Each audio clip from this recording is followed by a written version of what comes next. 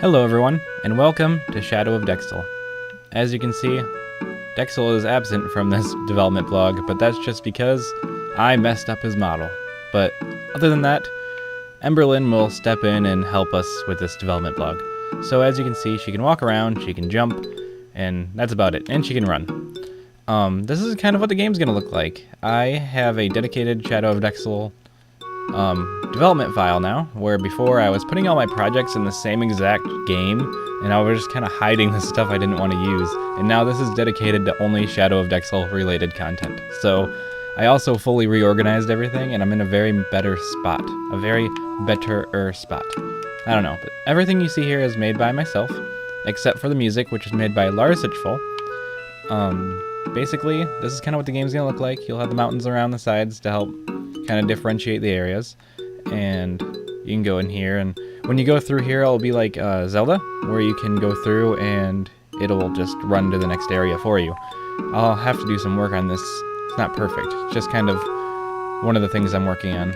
This is kind of the first area the game's gonna start at. I am planning some kind of like cool thing to be here, where Dexl will start his journey, because it will be Dexl. This character will most likely be an NPC, like a character that is not a player, but for right now, she's fine. Okay, so the next thing I wanted to talk about was scaling. I've been working on a lot of my basic skills, like scaling and making everything the right size. I actually had a big problem. The characters were way gargantuan, which was messing up all the physics, which was one of the main problems that I was having and frustrating me.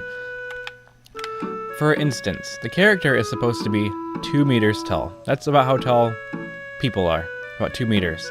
So I found out that all of my characters were like 7 to 10 meters tall, which was messing up all the physics. As you can see, that's way too big, which is messing up gravity and physics and all that. So now you actually can control your jumps somewhat decently now, which is nice, because I was wondering why it was so hard to get it to work the right way. Okay, so I'm going to talk about a couple more things and I'll wrap it up here since Dexl's absent. What happened to Dexl, if you're curious, is that I was trying to make a better Dexl model, and I accidentally saved over the one that I had, and I messed it up, and I saved over it, and I lost it. And I still have it, but it's messed up. He doesn't have a cloak right now, or bones, so he can't be animated. Like, I deleted all of his animations, because they were all awful.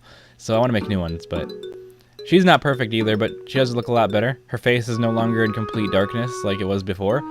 And I smoothed out her texture, not her texture, her model. Before it was polygonal, and now it's smooth. Like, it was polygonal but still, but you just can't tell as much. Okay, I'm going for an N64 style game with looks, and you may be wondering what this is. This is a I don't remember. It's a soul shard, and they'll be hidden throughout the world. Because I'm going for more of a Zelda approach, so it might not have a lot of RPG elements, but it kind of will. Like, you'll find items and stuff. But I kind of wanted to make people want to explore and see the world and go around and find things. So you'll be able to like hunt and mine and cool things like that, and get better at those things and fight. But you're gonna want to find these, which will be hidden throughout the world. And when you collect them, you'll get stronger, kind of.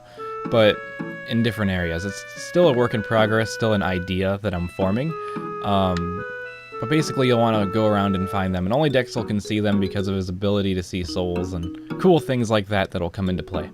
But then you'll be like, oh, should I go over there? And instead of being like, no, I must go forward and grind these enemies, you'll be like, oh, I should go over there and see what's over there and see if there's a soul crystal or a soul shard or whatever.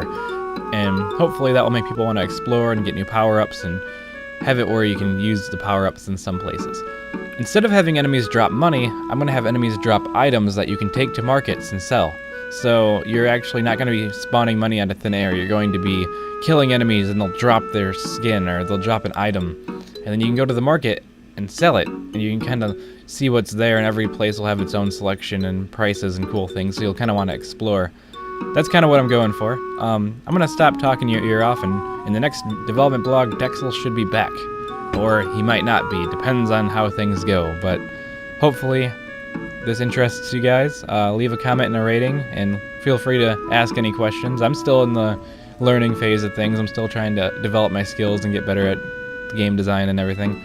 I really do feel like it needs to be 3D. I know I was switching back and forth between 2D and 3D a whole lot, but it's just, I got overwhelmed and stuff, and I really just went back to basics and started to make the game from the beginning and really just make it the way I want to make it instead of trying to be crazy and do a lot of crazy things. So yeah, leave a comment. I love comments. Ratings are awesome. But feel free to ask questions. I'm not always sure what I'm doing either, but I'll figure it out. I'll figure it as I go. And thanks for watching. Weep. Weep. I need to add sound effects and facial expressions. That'd be cool. Alright. I'm done rambling.